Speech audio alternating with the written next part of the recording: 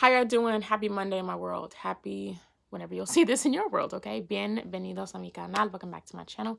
If you know me, thank you so much for coming back to see your girl again. I appreciate you. If you do not recognize this face right here, my bad. My name is Latrice. Nice to meet you. And this right here is Faith by Latrice, yes. Where faith is the muscle we exercise around here. Now let's get on into it. Y'all know dilly-dallying. Mira. This morning, I woke up and I read my little librito. This one right here. And it was Joshua 1:9. And I was like, I know this one, God. Like, and I'm not even gonna lie, I came to it and I approached it like, I already know this one. Let me just read, see what it's talking about. Boom. Let me read the little synopsis and blah, blah, blah. But I had to think about it. And I was like, okay, I usually I read the verse and I read the chapter or just read more verses, blah, blah, blah. I was like, oh, okay, maybe I can read the rest of the chapter or keep going and see I'll get something new and fresh for today. God was like, excuse me, what's wrong with that verse? How about you go back to it? Because this is the living word, as they say. So I was like, all right. So I was wrestling with that. And today, while I was at work, I was trying to watch other people's sermons, see what they talk about. Now, I got to be honest with y'all. God always has me to be honest with you guys. And y'all remember in a couple of videos, I said I got a conviction about repeating what somebody else said or trying to repeat what somebody else said and getting it wrong. So now I circle back around. I'm like, all right, well, let's go back to this verse.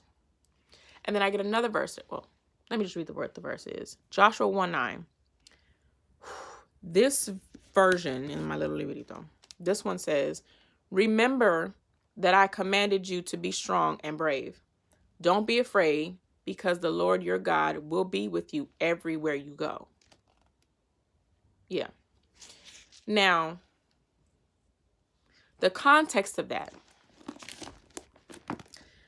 is at the end of one little section in, okay, is that right there? It's at the end of that section. Mind you, this is God talking to Joshua after Moses was leading the people, leading the children of Israel, he helped them walk through as the part of the rest, all that, okay? Moses died. Now, God starts talking to Joshua. Hey, Moses is dead. You next up, okay? What's important to realize is that verses 1-9, verses like 1-5, he starts naming all the things. He said, I'm going to be with you like I was with Moses. Everything I told Moses, I'm going to tell the same thing to you. Meaning, wherever you go, wherever your foot touches, that land is yours. This land, that land, all the area, right? You're going to have everything you need. Ain't nobody going to defeat you, all the things. He starts listing all of these things. And then he starts saying, be strong and courageous, because I'm going to be with you. Be strong and very courageous. Meditate on my word day and night. Be strong and courageous. You don't worry. I'm going to be. He says it 3 times, but he lists all of these things. He said, I'm going to be with you. This is what you have, all the things. And I was like, something different about that.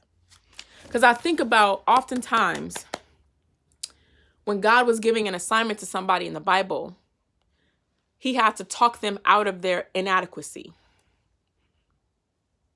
He had to spend this much time talking them out of their inadequacy. They would try to tell God. God would come up to them, hey, I need you to do something.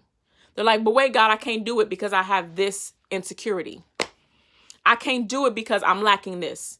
Moses, Gideon, Jeremiah. Moses was like, I'm slow of speech. I can't do. You want me to talk to somebody? I can't. I stutter. Gideon, you're a mighty man of valor. You're going to go conquer these people. Wait a minute. Don't you know who I am? I'm the least in my tribe. My family's the least. Jeremiah, I'm calling you to be a prophet to the nations. I'm calling you to. What do you mean? I'm young. I can't. He spent time talking people out of their inadequacy. He didn't do that with Joshua. I was like, And I thought about it. I said, I feel like he didn't give Joshua a chance to start listing the excuses of why he couldn't do what God told him to do. He said, before you even give me an excuse, I'm going to go down this list of what you already have, what I'm already giving you, how I'm going to be with you. You are protected. You have this under control. You got everything. Why? Because I'm going to be with you. He said, be strong and courageous 3 times. He listed all of it. You know what I'm saying? So I was like, oh my God. He didn't even give him a chance to give an excuse. El tema de hoy. Excuses won't work. I said, well, Jesus, he had to snatch me like that. punch me in the stomach. Because then I got another verse. Isaiah 43, 18 to 19. Prophet Isaiah. This is God saying, remember not the former things. Forget about all the old stuff that happened. Nor consider the things of old. Behold, I am doing a new thing. Now it springs up or springs forth. Do you not perceive it? I will make a way in the wilderness, a path in the wilderness. Wilderness is bush and shrub and trees and all that. And rivers in the desert. Deserts are dry.